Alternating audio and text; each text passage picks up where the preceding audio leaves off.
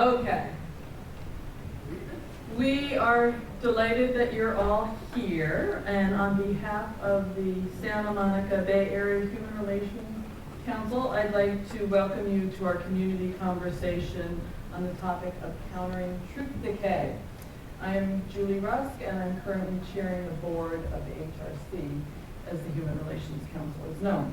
I want to briefly share a little bit about who we are at the HRC and why we believe this is such an important topic to bring to our community.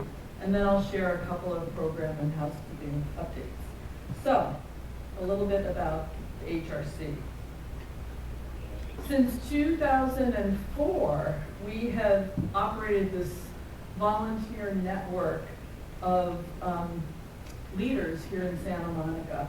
Our board is comprised, some of you are in the room today, maybe you can raise your hand if you're a board member.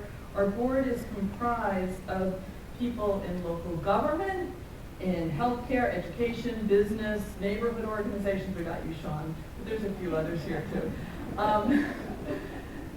Neighborhood organizations and community leaders of a cross-section. The focus of the HRC really has always been anchored in a vision for a socially just yet an engaged and respectful community. We believe in the capacity of individuals to be an agent for positive change. One example of this that I want to lift up is that in 2020, during COVID, the HRC basically saved a program of the city of Santa Monica, the Wellbeing Microgrant Program, by assuming operational responsibility from the city to keep it going. Currently, we're supporting 12 10-week projects, which are being led by an impressive array of community leaders, some of whom are in the room tonight. And they're of all ages and really from across the city. We want to thank Cedars-Sinai, their community benefit program, which has really helped to keep this program going, and we couldn't have done it without you. To date, we've had 9 rounds of these projects with 87 leaders and over 100 projects. This is an example of local action work. Another example of our work is earlier this year, we fielded an online survey to really capture a point-in-time understanding of interests and issues for our community, recommendations on the kinds of events people wanted and what mattered. The survey was responded to by 400 people. It was available in both English and Spanish, and the 19 questions told us a lot about the kinds of things that matter to people. People were very interested in community forums like this, moderated panel discussions, and mostly really wanted honest engagement in respectful environments. The most frequently cited topics of interest from these 400 people included quality of life, homelessness, affordable housing, health, wellness, and educational equity.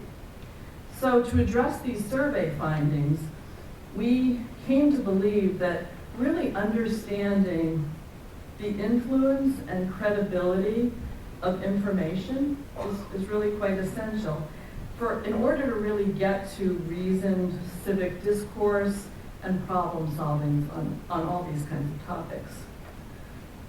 So it's certainly undeniable that we're living in challenging times. From what I've begun to learn about the topic that we'll explore tonight, there's little doubt that here in Santa Monica, in LA, we too grapple with these issues, trends, and consequences of truth decay. Trends such as blurring the line between opinion and facts, consequences such as the erosion of civil discourse, and alienation and disengagement, to name a few. Therefore, the HRC set out to partner with RAND on this important topic. RAND is a distinguished international policy research institution with offices in various parts of the United States and the world. Their headquarters are right here in the heart of our city. in Santa Monica. Their leaders and hundreds of their staff, many of whom are our friends and neighbors, are eager to have their research shared, understood, and applied. And then, what better place for people to come together than our very own exceptional educational institution, Santa Monica College.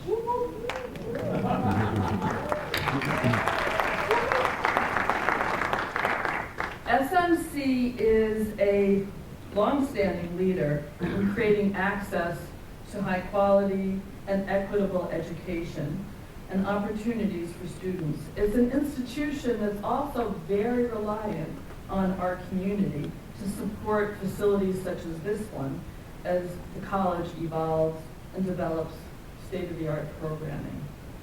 So we're really grateful to be here. So join me in thanking Rand and Santa Monica College.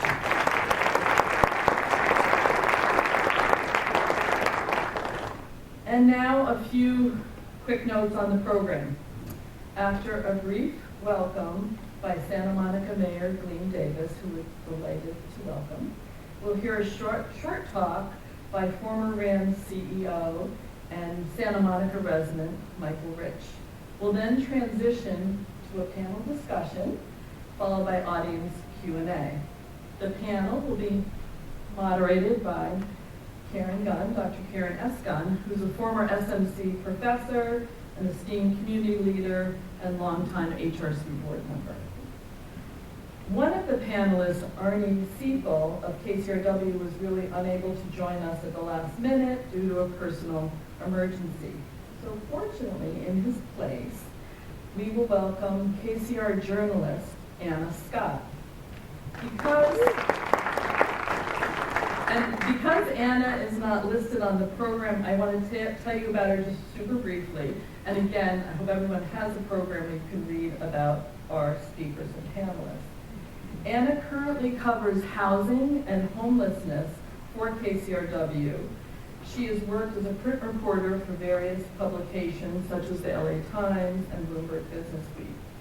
She, having just listened to a piece she did last week on Greater LA, I can tell you that she really approaches her journalism with nuance and compassion and facts and accuracy, and I think that's a hard thing to do in this day and age. So we're really appreciative that she will share her perspective with us. The event tonight is made possible by several financial sponsors. There are community champions, and I want to point out two, and again, they're listed on the back of your program. Nat Travis stepped up as a community champion, and Santa Monica spoke, so we really thank them both. And then there really are a range of community supporters and partners, and again, we hope you'll check the list out. And finally, as you'll also see in the program, there are 2 QR codes to make your engagement with us a little easier. The first is a feedback QR code, and we hope as you get to the end of the program, you'll take like 2-3 minutes, it's very quick, to tell us what you thought, what you learned, and what you want to see more of. That'll be really helpful to us as we plan what happens going forward. And the second QR code is for donations. Because, as I mentioned, the HRC is a civic nonprofit, we really rely on donations and support from the community. And one of the things we're working on as an organization is really upping our game in that area. And we really need all of you to step in and support our work so we can do more of this. So now, on that note, I would like to welcome up our mayor, Glenn Davis.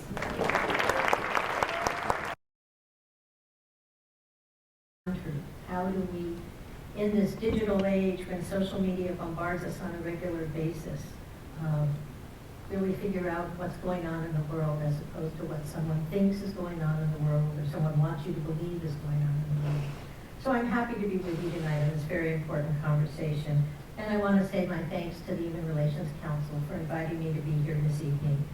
I do want to introduce some very important people we have here, and if I miss someone, let me apologize in advance.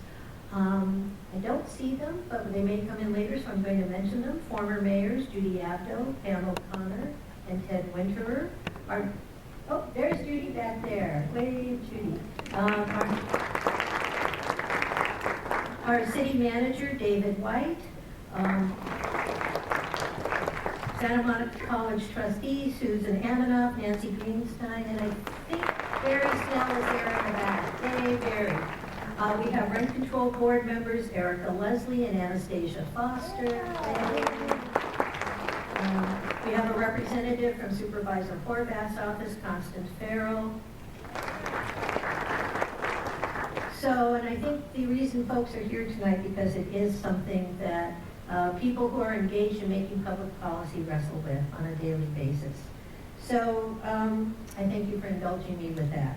With that business taken care of, I want to move on to the program. Truth decay is truly one of the most pressing challenges of our current world. I think not a day goes by that some of us don't wonder how someone can believe something is true when it seems so obviously false to us, or how someone can believe something is false when it seems so obviously true to us. And for those of us working in local government, it's a challenge we face every day. I can't tell you how many times, quite literally, I've had people say, I don't want to know the facts, I know what I know, or I know what I feel. And while that is and certainly entitled, it is not the basis for good public policy. Public trust is critical, but public trust is being eroded constantly by the amount of information, a lot of it very sketchy or false, that is out there. And it's been largely lost. Public trust has been lost, I think, because we all, on a daily basis, have to deal with the kind of misinformation that we see, whether it's in social media, on television, in print journalism, on the internet. We are all connected, but sometimes that connectedness puts us at risk of false information. So it's a global phenomenon. We see it happening at the federal level, but certainly Santa Monica is not immune from that. The most recent Edelman Trust Barometer report lists government leaders as the least trusted sources of information. So take what I say with a grain of salt. But even worse, nearly half of the people surveyed viewed government as a source of false information. And the question is, how do we overcome that barrier to our ability to communicate important information to our constituents? Optimism and certainty seem to be falling away. And the current political climate in the post-pandemic world, we've certainly seen those challenges here in Santa Monica. So this is incredibly important that you're here tonight. I am very concerned about the future of our community, both here locally in Santa Monica and at the larger local levels. And I think these kinds of discussions give me great optimism and great hope about what we can do in the future to really begin to counter some of these trends that we've all been experiencing. So it's my honor to introduce someone I've known for a very long time. I'm going to go off script here a little bit and say I first met Michael Rich when we both served on the board of directors of what was then Bly's Senior Services. And so this is a gentleman who has a remarkable history of dedication to this community. And I'm just so pleased to have known him all these years. He is the former president of the RAND Corporation. He is the author of Truth Decay, Michael Rich. Thank you all for being here.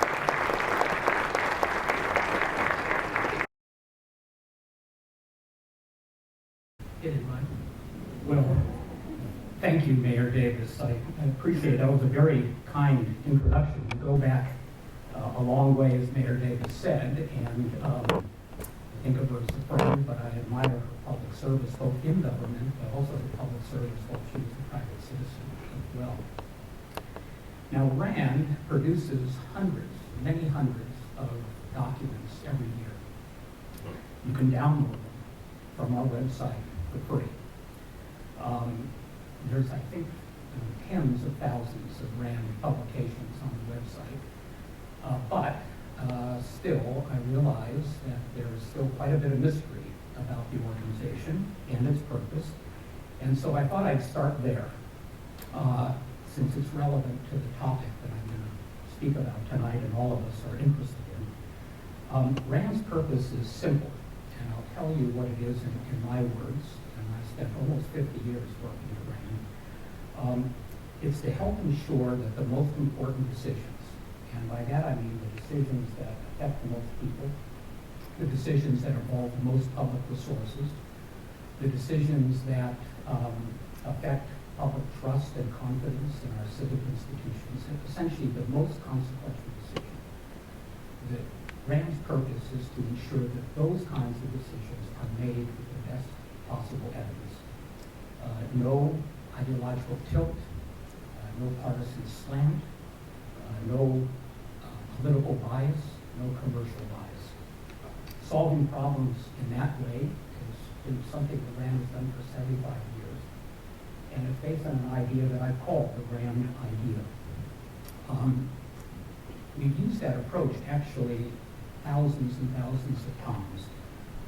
We've used it to identify, measure, raise the visibility of looming societal problems like the social costs of dementia, the cognitive injuries, the extent of the psychological or cognitive injuries from combat. We've used it to demonstrate what programs are cost effective, like correctional education, and what policies are not, like mandatory minimum sentences. In short, the RAND idea has been an effective way of tackling complex policy problems, not only in the national security area, but tackling social and economic challenges as well. Now, about 20 years ago, almost exactly 20 years ago, it turns out, I began to notice that facts and analysis were becoming less and less important in public discourse and public policy making. Discussions about issues of national and global importance were increasingly being guided by ideology and propelled by emotion, not by facts and not by analysis. So about 10 years ago, I began referring to this phenomenon as truth decay. And I'll tell you a little bit more about why I started using that term in just a moment.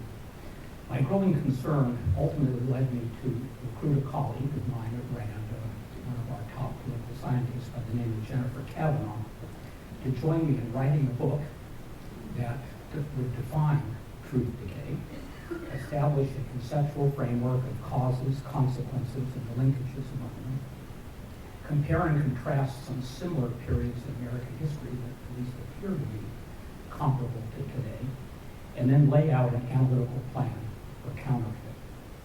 You can download the book from our website.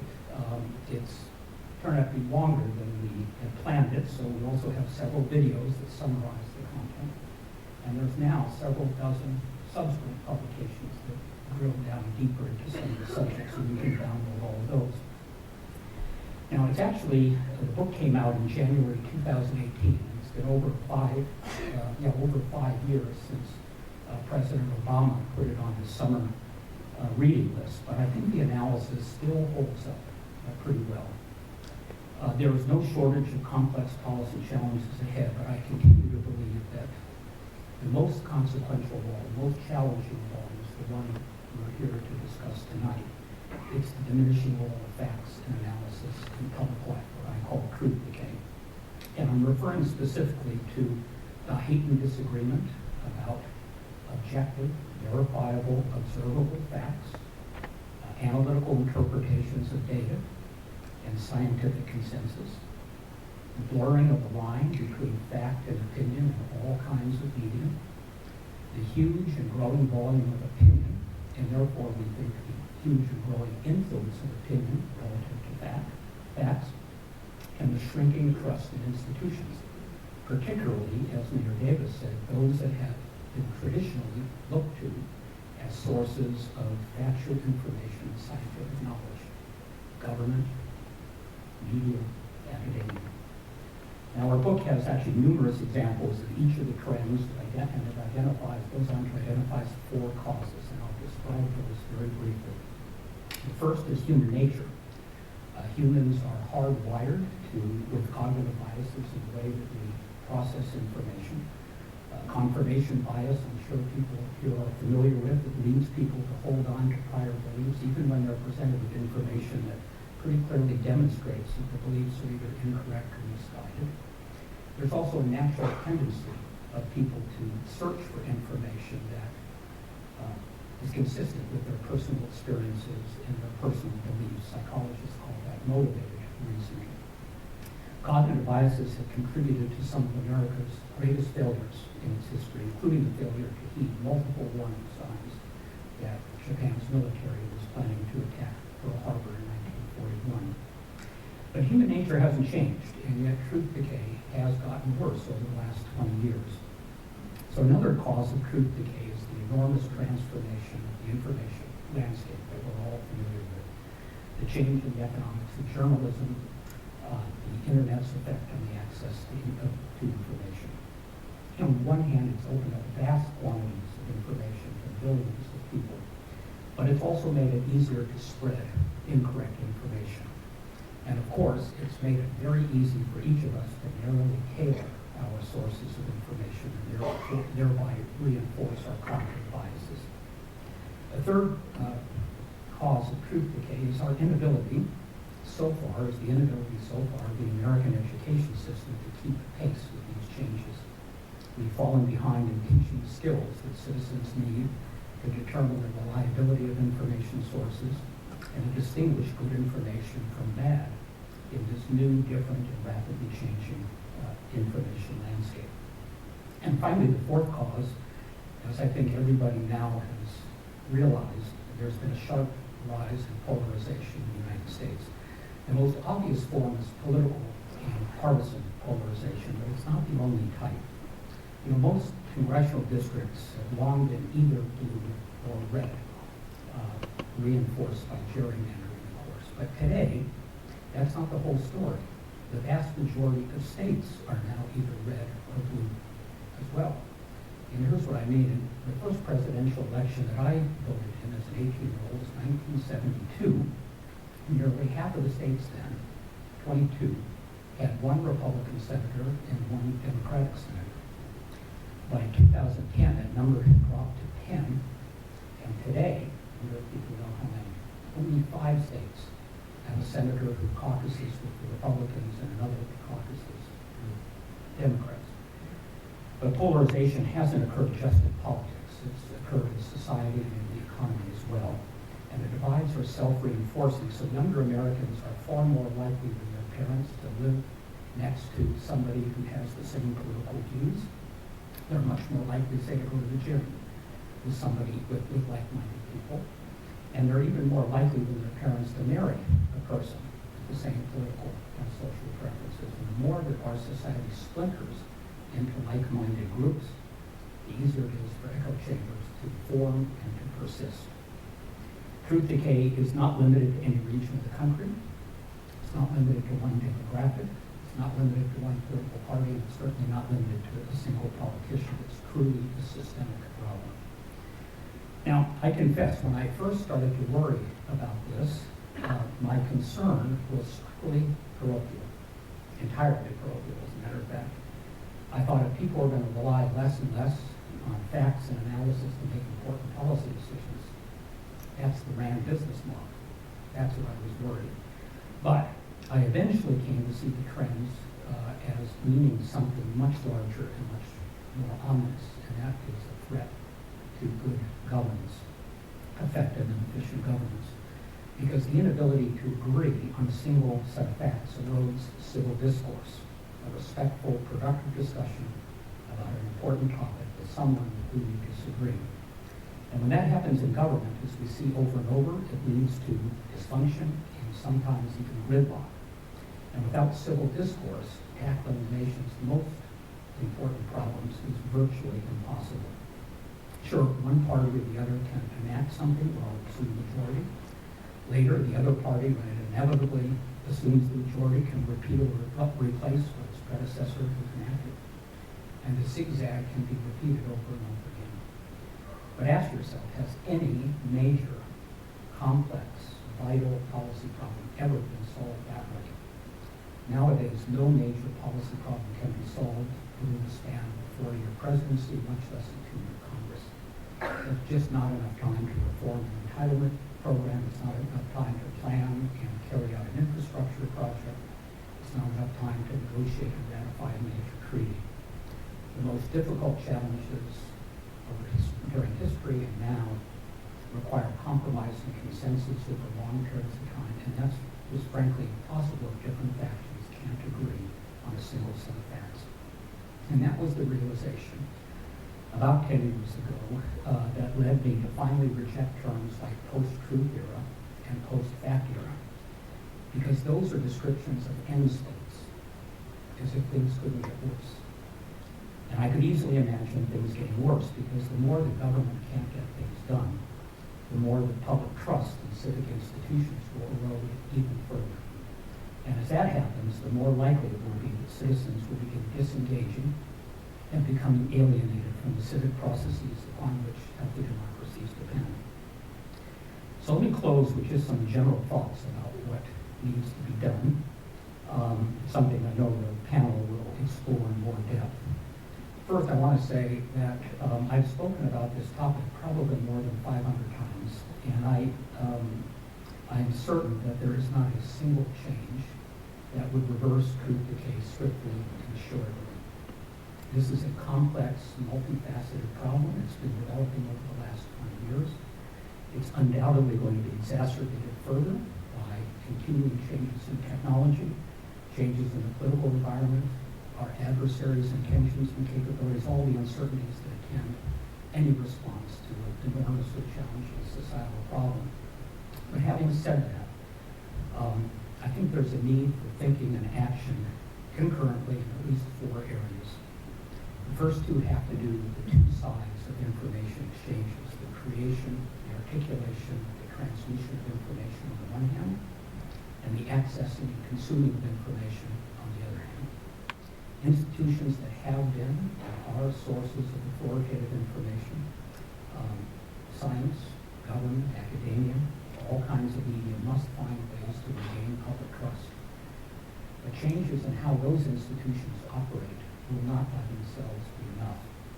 Society must teach and equip individuals to become better consumers of information, better at distinguishing fact from opinion, better at distinguishing sound statistics and statistics designed to mislead, better at distinguishing reliable sources from undependable sources, better at interpreting polls and surveys, better at understanding how scientific knowledge is accumulated, better at recognizing and compensating for one's cognitive biases. Now, a third category of effort must focus on strengthening what Jennifer and I called our civic infrastructure, imparting civic literacy, imparting healthy civic dispositions, including the sense of civic duty, fostering civic engagement, and fixing aspects of governance that contribute to polarization. And the final set of efforts must focus on the special threat of disinformation and ways that what we call cognitive security can be strengthened in the face of deliberate and increasingly sophisticated efforts to mislead. So what started for me as a purely parochial concern in my role as a leader of RAND has over time grown first into a concern about good governance, and then ultimately into an urgent concern about an existential threat to democracy. That's why Jennifer and I wrote the book, and that's why during my time as president I committed RAND to leading the fight against this threat, the fight to put facts and analysis back at the center of public discourse and public policy making. Because I thought, if not RAND, then who? Of course, I never thought that RAND could do it alone, and that's why I'm grateful for the leadership of Julie Rust and Catalina Langdon here in our community. That's why I'm grateful for your interest. Everyone who's here tonight, I'm grateful for Mayor Davis's interest, and I'm grateful for the expertise of the panel that we're going to hear from next. So thank you very much for being here. We're going to do a quick transition, and you have your program, and it should show you, if you care to look at it now or later, our distinguished panel. And from the left to the right, as you face the screen and the stage, we have Ray Block Jr., Julia, actually Anna Scott, Norbert Schwartz, and Julia Storm. They know their stuff so well, they came in without notes. And that, as a former academic, I'm extremely impressed with that. And so without further ado, I'm gonna turn it over to Ray Block Jr.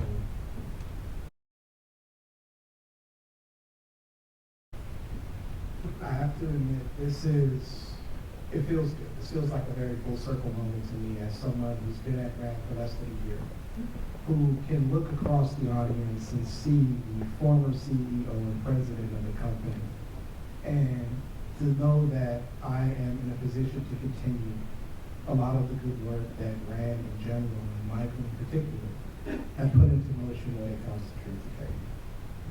I feel like this is a good part. Well, I think a useful way for me to kind of bring myself into this is to talk about the present work that's happening at Rand and the future in terms of how we are going to continue the work that Michael has very thoroughly discussed with us. And so to talk about that, I feel like a little background might be helpful. And so, next slide. Oh, no, that's it. If anyone here remembers this like I do, I was a reader as a kid, and I like Dr. Seuss books. You can judge me if you want, whatever. Y'all remember a book called The Star-Building Speeches? For the folks in the audience who do, it's a fictitious story, but you know Dr. Seuss was a bit of a rabble-rouser with social issues. And it's about these fictitious creatures. Some of them have stars on their bellies and some don't.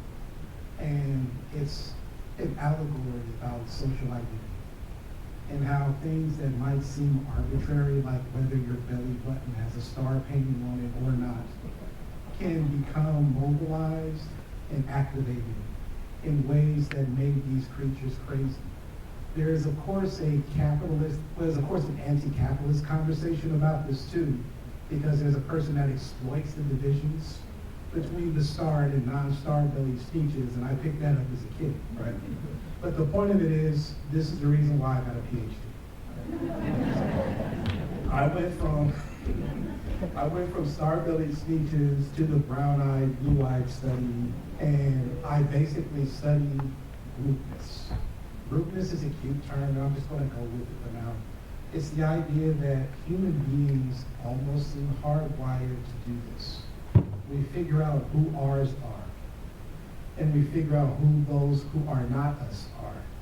And then we make decisions based on those self and other distinctions. And those distinctions can be powerful, they can be meaningful, and they can have real social and, in my field, political consequences. So as a person who's very interested in groupness, that's the approach that I wanted to bring to the work that I'm doing at Rand. In addition to that, outside of my university job, I would sneak around and do community work. And I say it that way because not every place is like Santa Monica College where it's okay to do community work. In some places you have to be very sly about it, and you get this in when you can. And I've done a bunch of work that treats social problems from a groupness perspective and think about them like they're political organization and political mobilization puzzles. A lot of that work was in the area of COVID-19, mitigation behavior research, if you want to call it that, people getting vaccinated and boosted, when masks were mandated, trying to figure out why some people would and wouldn't wear the mask. And what we learned is that groupness played a big role in that. In other words, it wasn't always personal decisions about one's health or about the perceived dangerousness of the pandemic or the potential solutions to it. Sometimes it had a lot to do with the people in your community. And so the quote up here, and it's highlighted, we don't have to do a deep dive, but it's really hard to figure out who it belongs to. But you've heard versions of it at some point. Tell me who you walk with and I'll tell you who you are. Tell me who you associate with and I'll tell you who you are, right? Tell me who your people are, I'll tell you who you are. When it came to the work I was doing in the space of COVID-19, some of the conspiracy theories that people had, which is a very quick way of thinking about how this connects to Truth Decay, had just as much to do with the communities that people existed in as it did with their access to information that either supported those conspiracy theories or went against those conspiracy theories. And you can't always correct your way out of those types of feelings. In other words, there are lots of colleagues of mine who do research that looks at the ability to offer factual counterpoints to strongly held but not factual beliefs.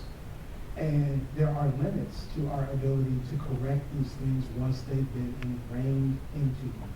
And it becomes exceptionally difficult if people have high value identities that are wrapped around whatever those things are. That makes this stuff tough. And for whatever reason, I like having the headache that goes along with studying this tough kind of stuff. So I am a political scientist who kind of has this long-term passion for studying social identity. I'm going to call it groupness here. And I want to bring that sensitivity to our understanding of truth decay. What have we been up to lately? Next slide. We have to attack this on all fronts. And so none of these approaches is inherently better than any other approach. But what I've noticed is that we have to do this stuff in a very creative way.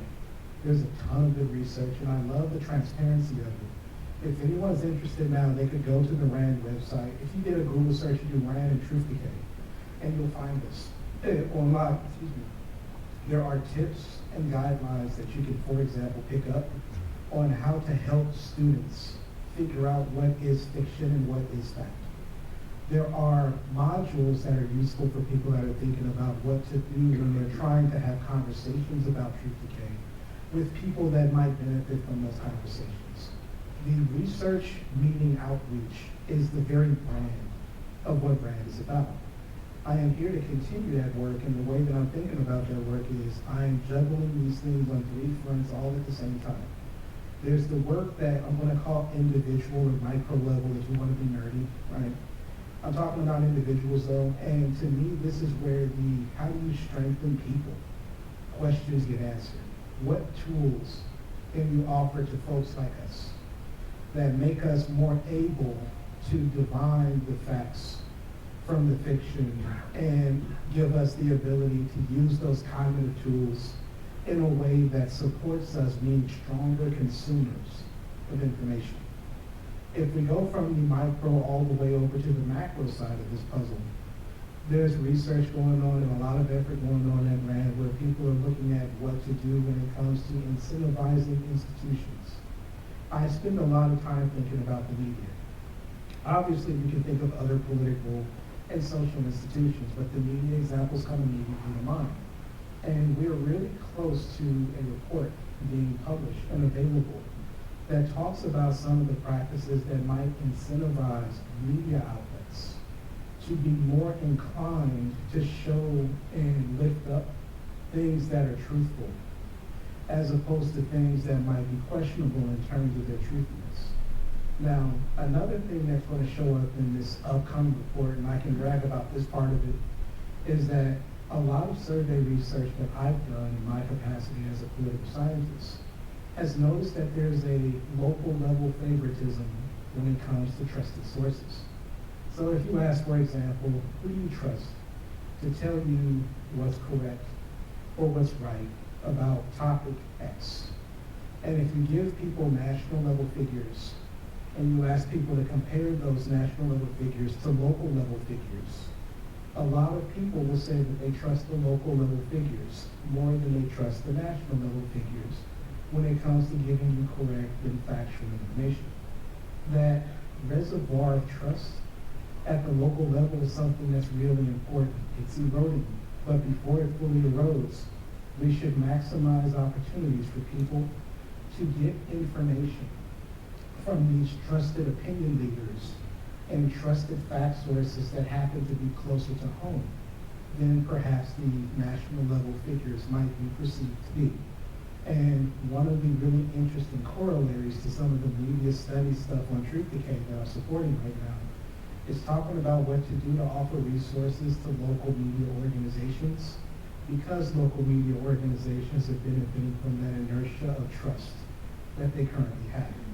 I can't wait to be able to give you the opportunity to read this stuff, but these are the kind of things that are happening as I am lucky enough to be in this position to be working to combat Truth Decay.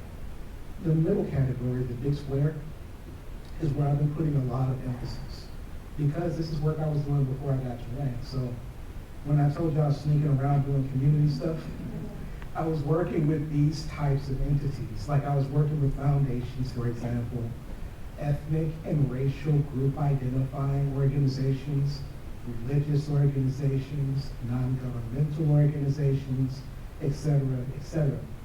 And I believe that where research meets outreach component of what RAND does can benefit from this three-pronged attack where we are doing this work, where we're looking at how individuals consume and process information, thinking about how institutions distribute that information, and thinking about this meso-level space beyond the individual, but not quite as big business or social or political institutions.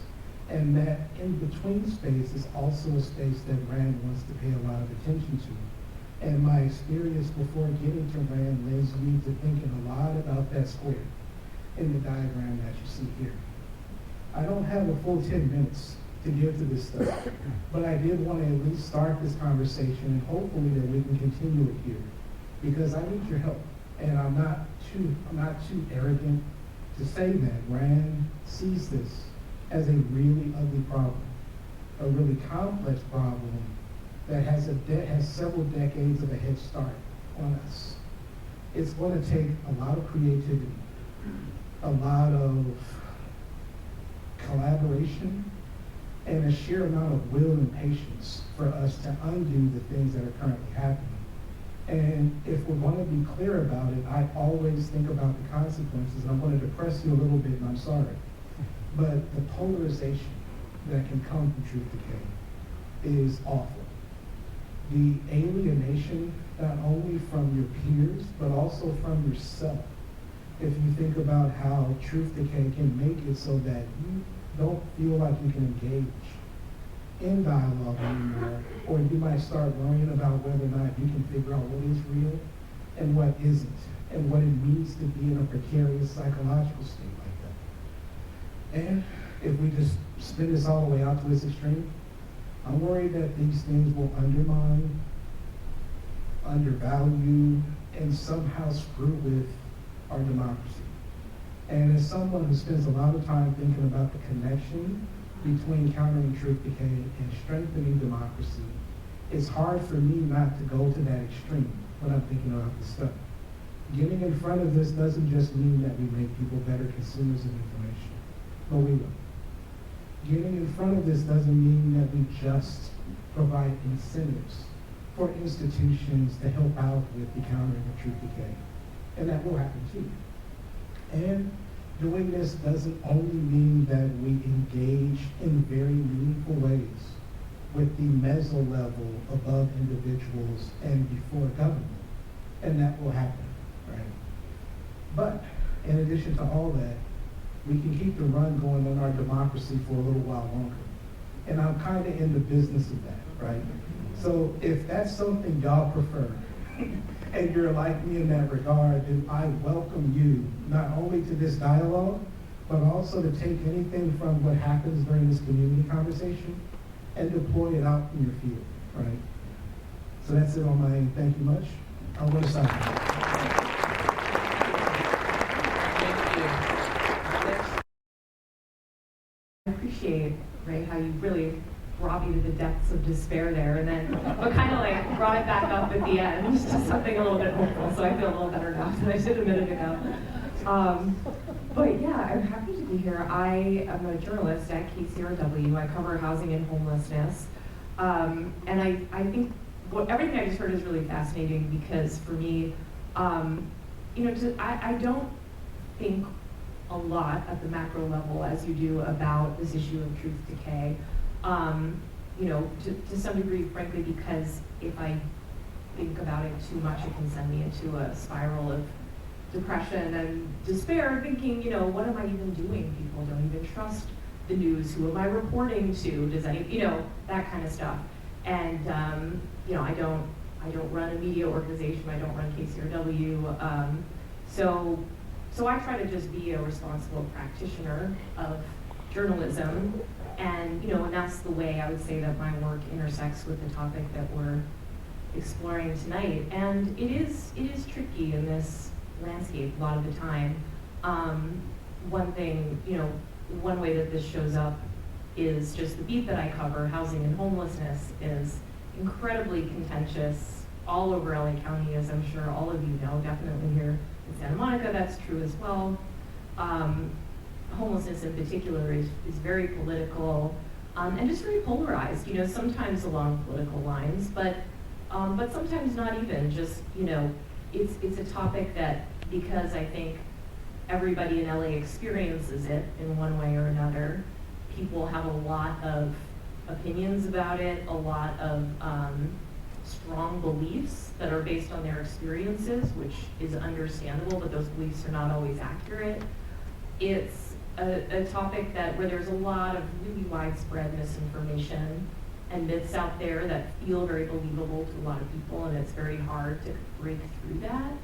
And so one thing that I think about a lot is how to find opportunities to tell stories that are surprising, or just find opportunities to break through some of that. So an example would be, we were looking at the station to do a long-term project. It ended up being a multi-part podcast that came out earlier in the year. And when my bosses were asking, me to look around for something that could sustain 8 episodes, I ended up settling on a story that was about one particular encampment in West LA that had a lot of unhoused veterans in it. And one of the reasons that I picked that story was, just the dynamics of the situation were interesting enough that, I could capture it in real time. So it had some elements that were just built in that could make for an interesting story. But also, I saw an opportunity in talking about homeless veterans specifically to break through some of the really entrenched narratives that people have around homelessness, because I just know people tune this issue out a lot of the time. Or they just sort of hear it through like one ideological lens, or they're just so fatigued by it, they're like, oh gosh, I've heard this, I know what this is, like, I don't need to listen to this, it can be depressing. But with veterans, the politics are all upside down, and that was true at this particular encampment too. I mean, when I went there, I was sort of amazed that, I go report on different encampments all around LA, that become flashpoints often, so, Echo Park, Venice Beach, and I often run into the same players in all these places, same mutual aid groups, same nonprofits, same people who are angry about the situation. It's, it sort of often breaks down along like the same polarized lines.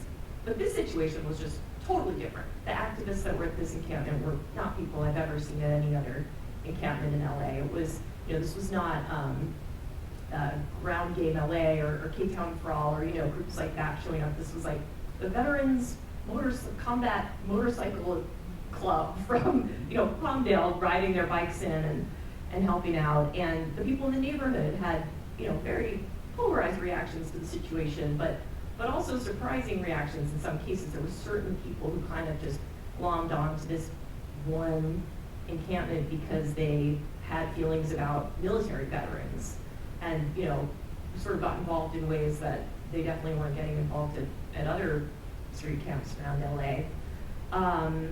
The community there was unique, and then, so it was, I just saw this opportunity to turn everything upside down and maybe talk to people in a way that could engage them in a subject that they often come in thinking, like, I already know everything about this, like, I know what this story is gonna be, I know who I'm gonna hear, which I understand. And it was an opportunity to talk about solutions, because, it is a powerful example of how when we can break through this awful polarization that we're talking about, we can come up with policy solutions to really difficult issues, homelessness being one of them. Veteran homelessness is this one population where the numbers have gone down tremendously around the country over the last decade plus. And that's also true in LA, although there continue to be more unhoused veterans here than other parts of the country. But it's because they're a more politically popular group. By and large, Americans generally support military veterans, generally believe that they deserve something back from the government, And that's kind of the foundation that there's been a lot of policies that have been passed from the federal level on down to the local that have really, really cut homelessness among veterans. And it's not because they're dealing with very unique issues, that have led them into being unhoused, or, they're easy to help in some way. It's just because we've been able to have bipartisan policies around this issue when it comes to that. So that's a long-winded way of saying I just saw this opportunity there to really break through some of the lines that exist on this topic that can sometimes just seem really hopeless, or like nobody knows the answers, and tell a story where maybe people could hear it, in a different way, and also hear some hope there. Like, actually, yeah, we do know there are things at work, and there is research about this, and there are case studies about this, and, it's not just hopeless. So that is one way that this comes into play in my work. And then, yeah, the other, another more personal way is just that the social media landscape, I think, I've come to believe can be really toxic to good journalism.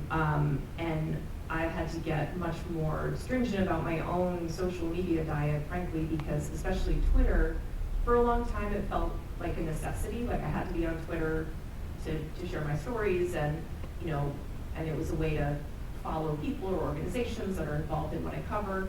And it was useful for that. But over time it just felt like the negatives really outweighed its usefulness.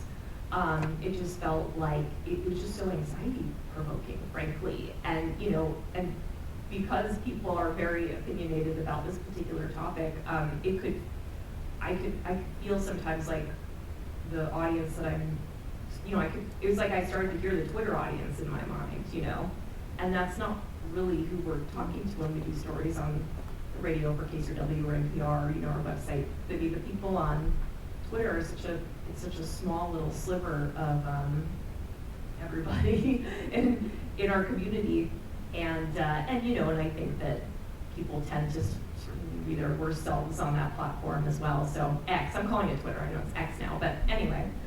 So yeah, just in the last week, I sort of stopped tweeting a long time ago, and then just in the last week, just deactivated my account altogether because it was feeling too toxic and not good for journalism. Thank you. So yeah, so some of it is just about that, and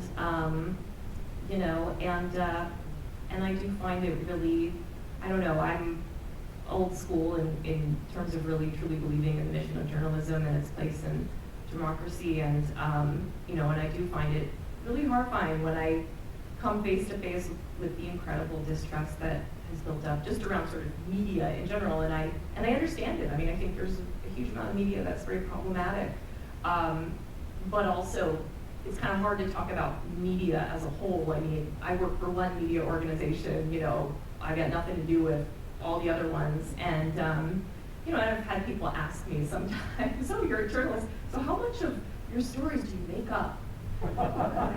I mean, this is like, oh God, none of it. I mean, it's like, if you knew the absolute horror of if you make an error in a story, which I did in this last year, it was just mortifying. You make a mistake and then you have to correct it, and you have to put the correction online and tell everybody right away. And of course, you do those things and it's going to happen if you're a reporter. Inevitably, you just have to fix it right away. But it's like, I mean, it's horrible. It's the worst feeling ever. You lose sleep, and it's just amazing to me that there's people that think, oh, you just make stuff up, right? You just put things on and really don't know all of the labor that goes into not doing that, and really trying to make sure that what we put out is accurate. So I'm very interested to hear what the rest of the panelists have to say, so I'll pass the mic.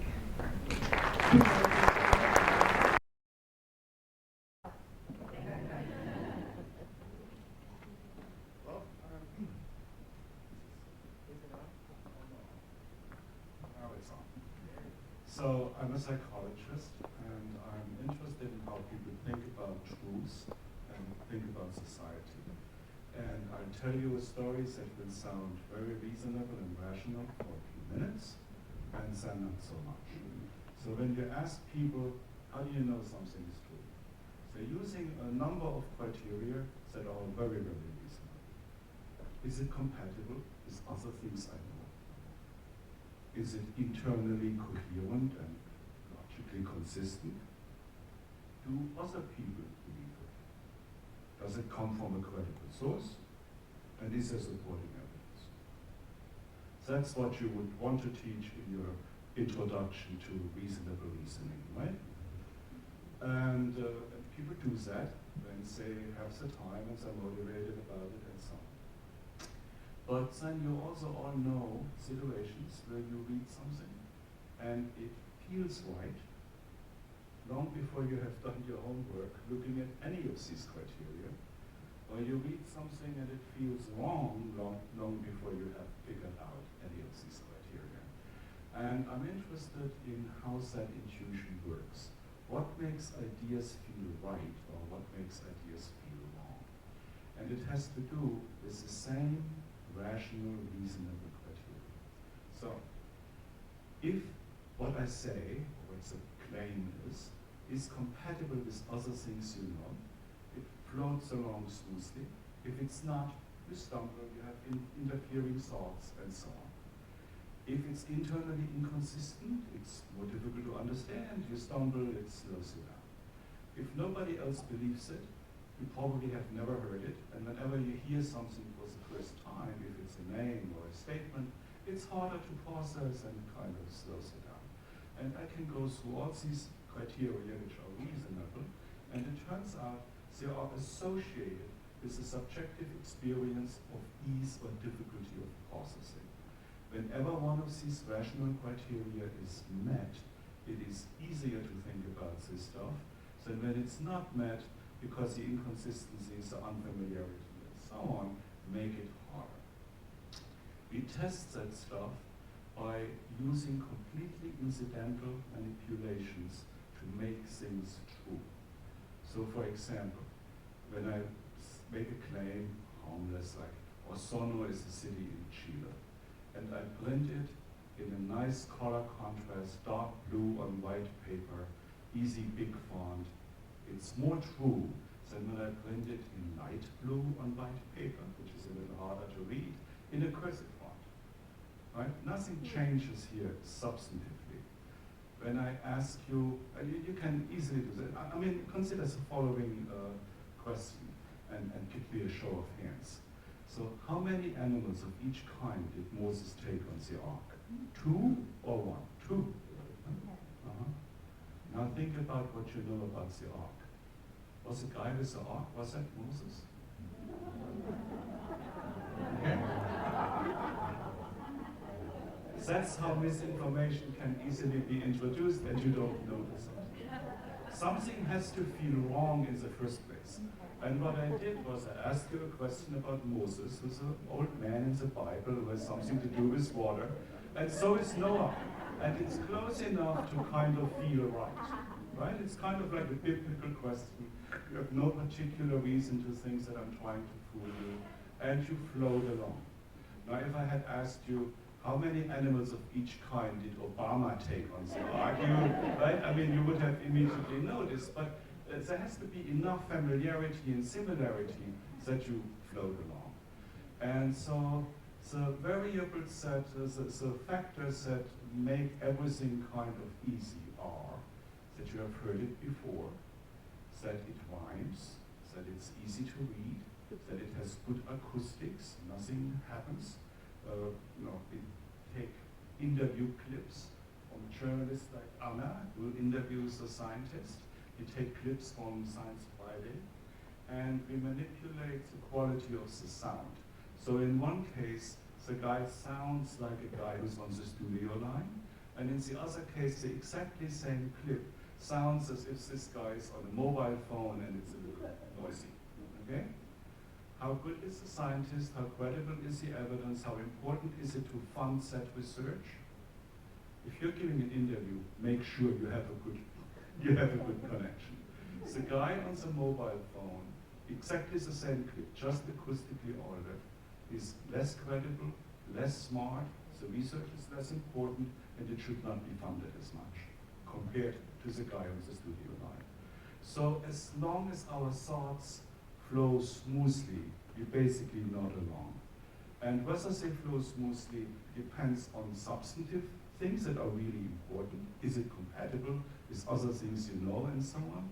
Or on these more incidental influences like sound quality, etc. Importantly, you're only likely to kick into gears and to think carefully, is this really Moses, or is there something wrong with Moses, right? When it feels wrong. So that initial variable is very, very important. The gut feeling, it feels right, it feels wrong, is really crucial. It influences how you're thinking about the claim, and from there on, there's a lot of confirmation bias. So if it feels right, you're looking for stuff why it's right, and if it feels wrong, you're looking for stuff why it's wrong, and you will find it. And you will convince yourself that it's really right or really wrong for good reasons, which you have now been digging up. So that's one piece of our story. The second piece is outrage. Outrage basically shortcuts every attempt to figure out if something is wrong. If I give you something that is outraging you because somebody on the other side, somebody with a wrong group, as Ray is talking about, has done something that outrages you, you're no longer checking the truth criteria. It's basically the outrage is taking over, you think that is true, and you share it quickly. And the more you share it, the more familiar it will become for others, because you have heard it before, the smoother it will be to process, and the truer it will feel to process and for you. And we have unfortunately set up a media system in which the business model depends on catching eyeballs, right? So from cable news to social media, the business depends on catching eyeballs, because the more eyeballs you have, the more advertising you can sell. And there is nothing that catches eyeballs as efficiently as outrage. And the social media algorithms privilege outrage. A message that elicits outrage gets a higher placement through the algorithm in your feed. You're more likely to see the stuff that outrages people than to see the stuff that people engage with in a more reasonable way. And so we have two different things come together. A micro-level vulnerability to easy processing that makes things feel right, to outrage that shortcuts all kinds of more thoughtful attempts, and a media system that literally thrives on outrage. And the question is, what do we do about it? You probably get to that later on. My own sense is that we're not really, it's not really the most promising way to educate everybody to be more careful, not to nod along, note that something's wrong with Moses. And we probably have to think more about how we can change the incentives for the media environment that thrives on the errors that we make in our processing.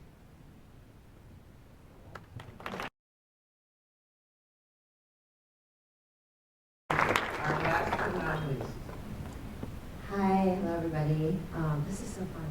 I'm loving this conversation. I'm loving everybody's perspectives. I'm Julia Storm, and I'm a digital wellness educator.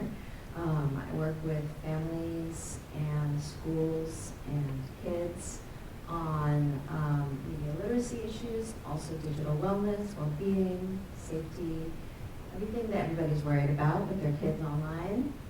That's what I'm trying to tackle. So as I sit here sort of, gathering my thoughts, of which I have many, I have so much to say, but the thing that's coming to mind right now is, I'm listening to what Dr. Schwartz is saying about how difficult it is for all of us to assess and to not sort of be influenced by our own confirmation bias, and I'm thinking, if this is hard for us, I can only imagine how difficult it is for children. The way that the brain develops is such that children are at a massive, massive disadvantage in this world when it comes to figuring out, what's real, what's not real, and not being immediately reactive and responsive to everything that comes their way. our brains develop from brainstem forward, meaning that everything is already developed in their brain that's going to allow them to have big reactions, emotional reactions, to react impulsively, and the part of their brain that they need to stop and think and decide if it's a good idea will not be developed until they're 25 years old completely. And so what that means is that here they are, essentially it's as if we're just throwing, I often use food as a metaphor when I work with kids for the online world, because kids understand food and nutrition very easily for some reason when they're young. And it's very similar. It's like, if I'm gonna dangle candies in front of their face, they're gonna grab the candies. They're not gonna grab, the delicious, home-cooked meal that I put in front of their face. When they're older, they might, but in the beginning, they're not. And they especially are not going to if nobody's teaching them anything about what the candy is, right? And the benefits of this meal versus the benefits of the candy. And so what I'm really interested in is how can we start these conversations with our children when they're young? And I don't mean young teenagers, and I don't mean young middle schoolers, I mean young. We can start these conversations with children in age-appropriate ways when they're really, really little. And I'll give you an example of what I did. I have two boys. I have an 11-year-old and an almost 14-year-old. And what I did when my children were young, and I always advise this to the parents that I work with, is a couple of things. So we would go to the supermarket together, and I would take them directly to the cereal aisle. And I would say, which is your favorite cereal in this aisle? And they would run over to the Fruit Loops or Lucky Charms, right? And then I'd say, which is mommy's favorite cereal? And then they would walk over to the Kashi, And it's like, it has a piece of wheat and like a serif font. I mean, it's so boring. And I go, what do you like about that cereal? The colors are so bright. I love this character. Look, it says I can win a prize, right? Do you know what mommy likes about her cereal? And then I'd have to explain, well, I like my cereal because it's good for me, boring, like so boring, right? They're not interested in that cereal. They're interested in the Fruit Loops. Well, it's the same thing online. And I would talk to them and I would say, why do you think they put the colorful toucan on your cereal box but not on my cereal box? And we would have these conversations. And they're engaged, they're interested. And my goal was to get them to begin to look at things and think critically and not just take their environment for granted. And in the world that we live in now, where kids are saturated, and it's saturated by media at every turn, they need to learn how to see what is what, right? Another way that I urge parents to begin to sort of create this critical thinking at a young age is what we call co-viewing, right? So you don't just plop a kid in front of a show or in front of a game, you sit with them. And the reason why you sit with them is so that you can talk about it, right? Kids need to be able to reflect and talk about the media that they're interacting with. And we as parents have a big role to play because it's everywhere. And they're not going to escape it. And as we have some young people here, you start at 4 years old and it only gets more and more and more and more. So to me, what I'm really interested in is what are all the spaces and places where we can make our kids into critical thinkers and into people who are consuming consciously, right? So most of us go about our day consuming media very unconsciously. It's like you get bored, you pull out your phone. You don't realize you're standing in line, you pull out your phone. You're scrolling through whatever. We don't make very intentional decisions about what we allow in. And as such, we allow everything in. And then it's overwhelming, and then everything loses meaning, right? But you can teach kids how to consume media in a conscious way. And what that means is that in school, they need to be taught how to be critical thinkers around media, not just media, all forms of media, from a very, very young age. And that media needs to be taken seriously within education and not seen just as sort of an add-on. You know, for me, I'm brought into schools all the time, and I love the work that I do, but unfortunately, I'm brought in as like an add-on, right? It's like, oh, the parents are really worried about the kids not knowing what to do with social media, or they're texting memes that are offensive, or all of these things. Can you come in and talk to them? And then it's 1 hour. That's not enough, right? So what I really think needs to happen is a revamping of literacy in education. And literacy is not just about reading books anymore. It's about reading media. And children need to learn how to read media from a very, very young age. And the last thing I'll say, not just read media, but produce media in a way that is also conscious and thoughtful and ethical and evidence-based, so that they know the difference. If they're producing media like that, they can recognize media like that. So that's what I'm all about. That's what I'm hoping to change and to get schools to listen. So thank you so much.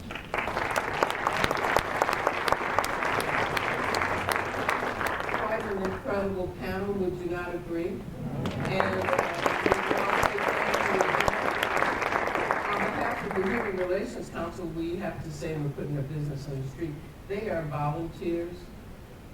They are here. In fact, Ray flew in this afternoon and flies back out tomorrow. The other panelists are also giving of their time, and so we certainly appreciate that. There's been quite a bit of information. I saw a lot of you shaking your head. You know, you kind of could feel some of the points that have been made.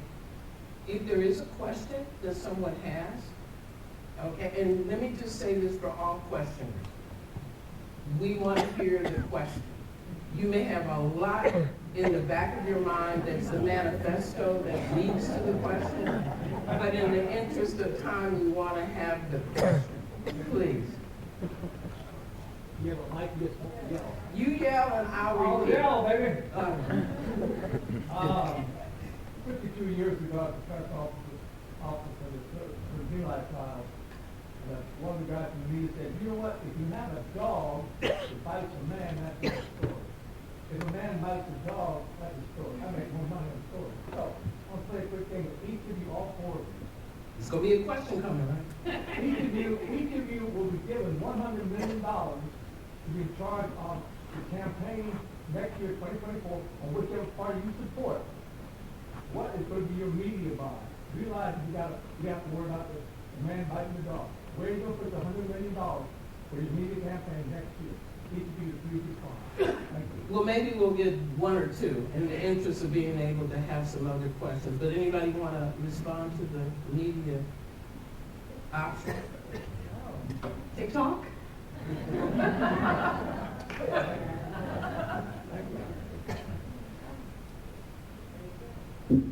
All right, let's see. I want to make sure we move around the room, so I'm going to go on this side and I'll come back to you. Yes, lady in that one. Thank you. Thank you for coming and being here. It's wonderful. What would you suggest about the psychology or what to do about an industry, say, is influencing policymakers who maybe are not professional policymakers, but you're talking about that local level of trust. What do you do about an industry that can have an outside influence on folks that are maybe unsuspecting or innocent, but being ignorant? Would you like to answer that? Don't rush now. I'm intrigued to know more about what inspired this question. Well, I'm the chair of the rent control board, so that might give you an indication. I mean, when it leads to policies that are not factual or not in the best interest of Yeah, I could not take from your question, Mr. asking, are they influencing the decision makers or are they influencing the citizens? The influence of the decision makers, I think transparency would be the best thing for that, to make that transparent. At the local levels, it's often easier than at the national level, where we have a lot of laws and rules that allow you to have lots of dark money, where transparency is difficult to produce. In terms of influencing citizens, I think in principle it's the same kind of logic applies, that keeping the interests recognizable would be helpful. And doing that in a format that is easy to digest and that links it with familiar ways of thinking about that would be the way to go. Does anyone else want to address that, or we can look for another question? Let's look for another question. Gentleman in the green. I'd like to expand a little bit on the last question, because I feel that so much of truth decay comes from major industries who have huge financial backing, as the fossil fuel industry, the processed food industry, the pharmaceutical industry. How do scientists who know the facts, universities who know the facts, how do we fight against, for example, we had politicians talking about clean coal, that's an oxymoron, but promoted by the huge financial backing of these industries. How do you fight against that? Well, let me add a few words on that. And then Ray, looks like you might be ready to. Go for it, Ray. Go for it. I spent a lot of time doing work in community organizing circles where we just put a lot of effort into depolarization. And in a lot of policy areas, policies that I guess you can describe as being progressive, I like to think of them as economically redistributive, socially equitable types of policies. We would spend a lot of time trying to figure out how to describe those policies in conversations with people that are polarized so that they can see the commonality with respect to their perspectives when it comes to those policies. And a lot of times the polarization is rhetoric driven and not inherent to the conversation. And just trying to find some way to short circuit the rhetoric is useful. It's not always going to be the solution, but it could be useful. Yeah, I want to add a few words. So, unfortunately, what you describe is always very easy to produce because it's difficult for citizens to have any idea what the consensus is among scientists. And we have seen that this has been studied in great detail in the environmental debates, where there's some 97-98% consensus among climate scientists that this is human-made. But for decades, the fossil fuel industries have been able to keep that in question by having a few scientists who disagree. And so 3% would normally just go unnoticed. But as long as well-balanced journalists, not Anna, who probably is way too wise on that thing, but as long as well-balanced journalists say, on the one hand, on the other hand, then you always have to give a voice to the other side. It looks to the citizen as if there's actually some equal balance here. Some 50% thinks this, and some other 50% thinks the opposite. So how am I to make a judgment here, right? And all you're getting is a 3% versus 97%, but that's not represented in the media coverage, and that continues to be a problem. Yes, I will chime in and say I agree with that. I do absolutely disagree with the idea that good journalism, which I think some people misunderstand the concept of objectivity in journalism, that it means you just parrot, if there's one argument on this side and there's another argument on that side, you just parrot them all with no context or analysis or critical thinking going into it.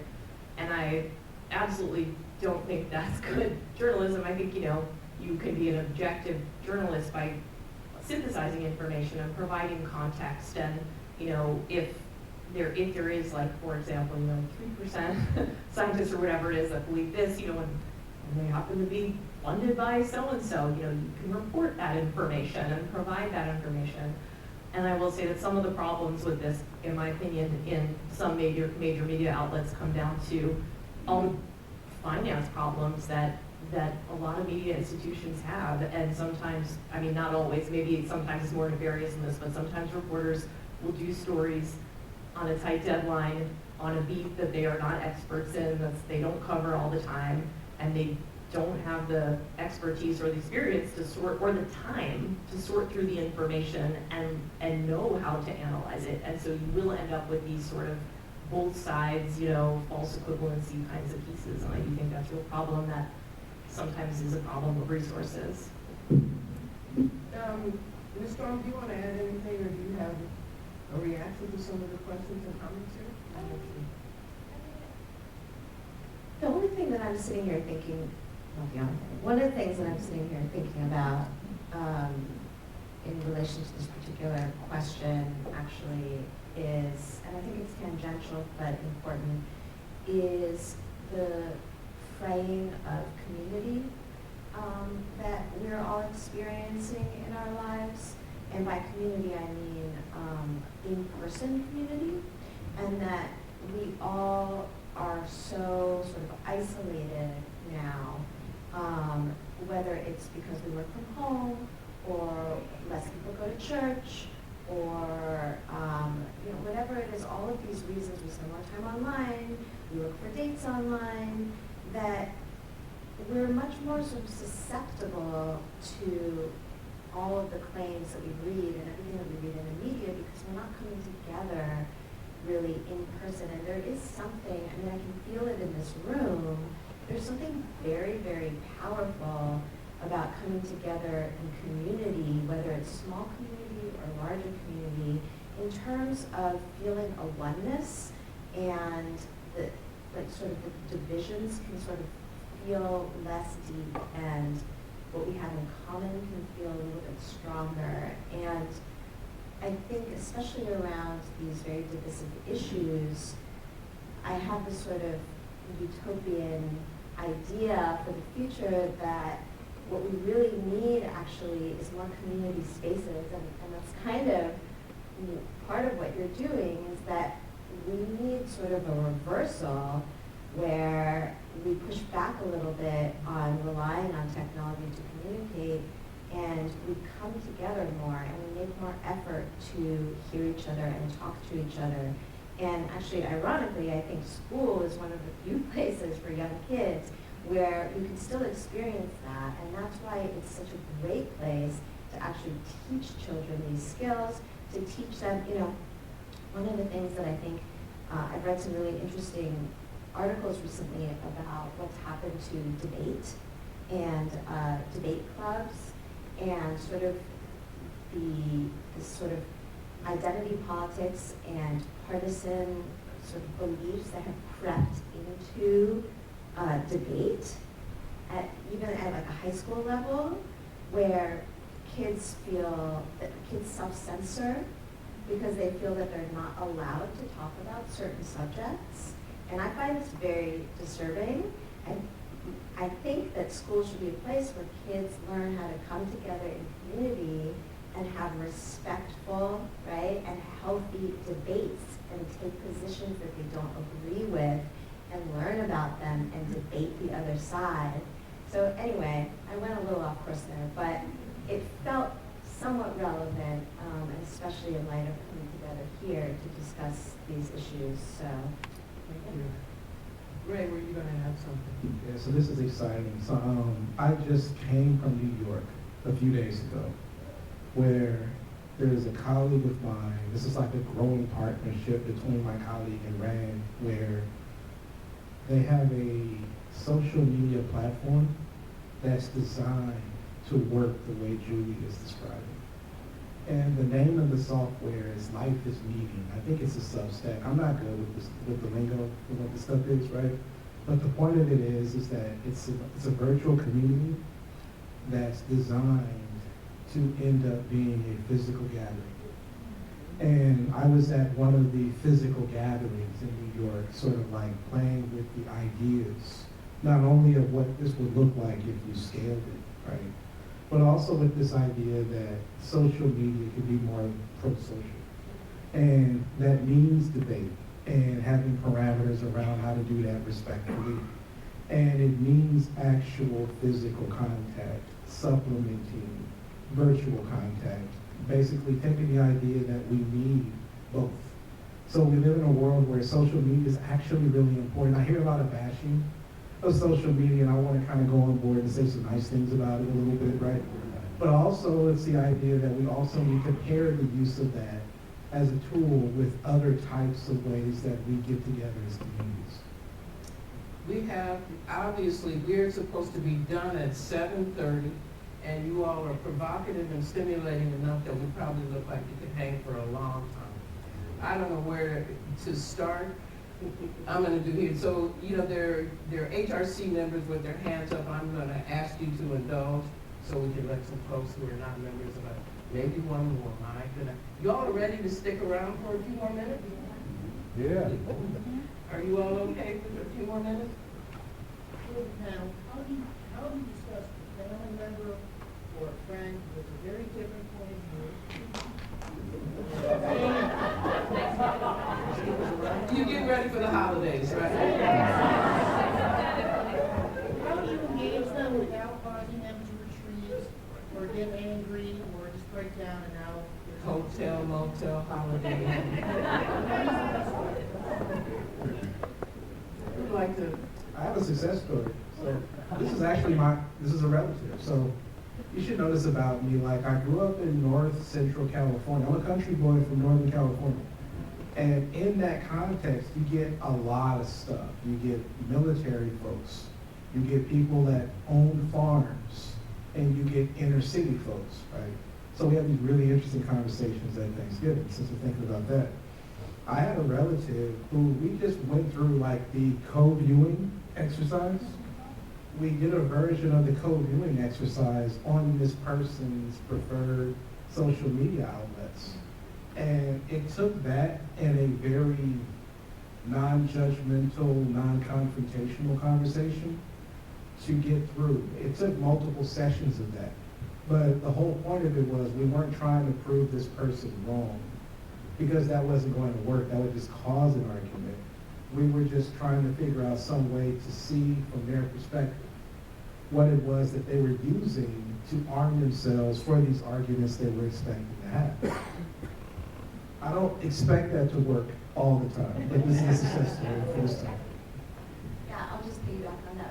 Can I piggyback on that really quick? I really like that. I think one thing that I often talk to parents about is, you know, it's very easy to have, as an adult, a knee-jerk negative reaction to what our kids are viewing on YouTube in particular. And I always urge them to approach non-judgmentally, but with curiosity, and to just say, like, tell me about that. Why is that meaningful to you? What do you like about it? And to try to just open up a dialogue, because I think anybody who's really entrenched in something, the only thing that's going to happen if you start to, right off the bat, to criticize is that they just put up a bigger wall. So I've always used that approach of asking questions and getting curious, and then everybody likes to be heard. You know what I mean? So I feel like that may open the door. Some people it will work with and some it won't. How about a black t-shirt then? Yeah, thank you, Karen. Well, we got, hold on. Give me a second. Okay. Give me a second. I agree with everything that has been said, but I want to add one complication. Just one. Getting along with your disagreeable relative is wonderful on the personal level. But in many of these situations, there may be many other people sitting there. And from everything we have learned about what makes stuff feel right, hearing it over and over actually prepares others to agree. And so there is a point where it's not a good thing for the sake of peace to let them go on and tell their story without putting that into context and without telling your own story. So you don't want your agreeable conversation and your maintenance of good family feelings to become the basis on which you can contribute and spread more of the same stuff. And that's something to think about. Please. My question springs from the RAND study, Truth Decay study, where they conclude that colleges are not keeping up with the need to teach the critical thinking skills that are necessary in democracy for being able to discern the truth. So I teach critical thinking for civic life, and if you could put one book for college students on my curriculum, what would that book be? One book. Okay, so the book that I think should be on everybody's list is called The Shallows, and it's by Nicholas Carr. And this book is now 10 years old, but it still remains very relevant. And the premise essentially is about the shallow nature of the media intake, and how, because we're always in this skimming of information, we're not going deep anymore. And that in fact also changes the structure of your brain, right? So that you have less attention span, you're less able to sit and think for longer and read longer books or passages. And so I think that one is really, it's at the top of my list always. Let's see if we can hear. It's not directly like on the topic of thinking critically, but I would throw in anything by Lawrence Wright, the journalist Lawrence Wright, who I'm a huge fan of, who writes about belief. I mean, he wrote The Looming Tower, which is, I think, one of the Pulitzer Prize about 9/11, and he wrote a book about Scientology, and I think he calls it The Prison of Belief, is sort of his evergreen topic. It's just all his writing is about. The Looming Tower?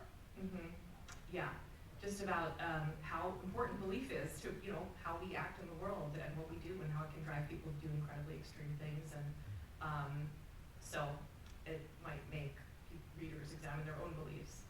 A recommendation from either of the two of you, right? Ray? Since you preface it to a RAND thing, so I would say the book that I remember reading in undergrad, and can't remember the author, but the name of the book is A Whack on the Side of the Head. And it was written by a philosopher, but they called themselves a person who studied the history of ideas. And the whole point is you have to be very good with playing gracefully with ideas, if we want to quote Oscar Wilde. Found it. Got it. Thank you. Do you have a recommendation? Okay, my recommendation is probably not suitable because it's too big a book, but it's a wonderful book, and I'm happy to recommend it to everybody. The title of the book is The Constitution of Knowledge. Oh, yeah. And the author is Rauch, A-R-U-C-H. And it's probably like 1,200 pages or so, but it is actually very engaging, it's very accessible, so you may not want to read it in one weekend. I thought you were going to say Kahneman's, I thought you were going to recommend Kahneman's book, Daniel Kahneman. Yeah. Okay, we're going to move on. And part of the reason we have to move on is that we have a contract agreement with SMC. And we have staff people who are here, we have to honor that as well. So if your question doesn't get asked, no haters. We have opportunities with that QR code for you to let us know what you're thinking, what you think we should be thinking about, because this is just the start of something big. Next.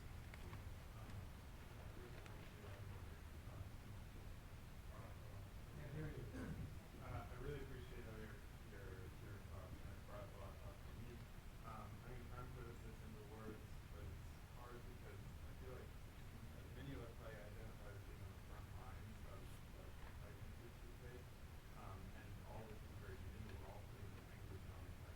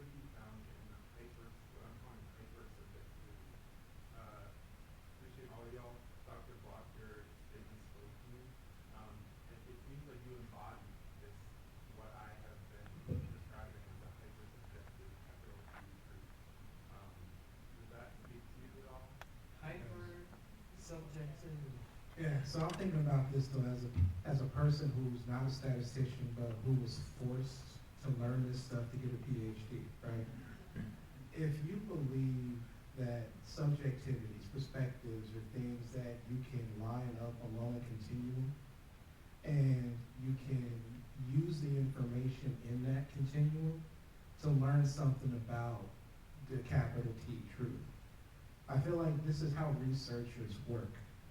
And it's the idea that you're comfortable looking at distributions of perspectives, that agility becomes useful for being a good consumer of information.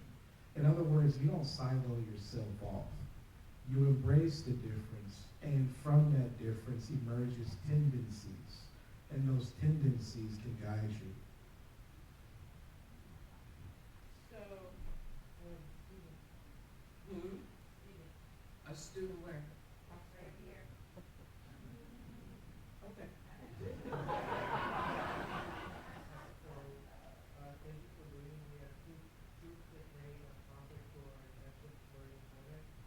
Actually, for doing it in a lot of college where you can't take it anywhere else. Now, the question is, the First Amendment has been used as a shield to say, oh, I have free speech, I can say whatever I want. And that can become very dangerous. How do we deal with that? Great question, timely question, not only here, Columbia University, and it's a lot of stuff happening all over our country as a result of things that are happening globally as well. Anyone want to speak to that? What there's tension here between creative expression and First Amendment rights and re-traumatization, depending on what's presented, and it's controversial. You get ready. I don't know. Okay. I think it's really good to be able to say, I don't know. I mean, as a journalist, think about this tension a lot, you know. I feel strongly about the First Amendment in terms of my perspective as a journalist, but, yeah, I don't know. I will add something based on my experience, not only with Human Relations Council, but the work that I do. And it ties into some of the things that have been said here, which is that people have to be taught, younger rather than older, how to have the difficult conversation around these very dicey issues without losing it, and recognizing different perspectives and sitting down in the same room. And I suspect that SMC recently has had some challenges with that, and that is true around the country, which is why Human Relations Council is committed to making this the launch point for us to create other opportunities to try to practice it, to try to engage it. And we're going to make sure, we want to make sure we can be in touch with you, you can be in touch with us, the same for everyone else sitting in this room, so that when we roll out our next step, which will be those opportunities for more, this says a community conversation, courageous conversation, conversations around difficult issues. We're not taught it, and if we are, we lose it. So that's one of our commitments that we hope will happen. That doesn't answer the immediate concerns that you might be having as a student on this campus, but we're committed to a long-term commitment and an accomplishment of this kind of stuff. There are other questions that were there. Again, we're sorry we couldn't get to them. We want to honor the time. Again, I want to say some quick thank yous. Linda Sullivan from SMC, and my two brothers from other mothers that are up there in the booth, Adrian and Peter. Thank you, and thank you all for being here. I'm going to let Jules do the rest of this. QR codes are in your program. The team from RAND, of which several are here, in addition to Ren and Michael, brought copies of books and the research brief on Truth Decay. We're going to have them out on the table. People out as you leave. Really take a minute to tell us what you want to see next. That will help us move forward this. We know we scratched the surface. Thank you to an amazing panel.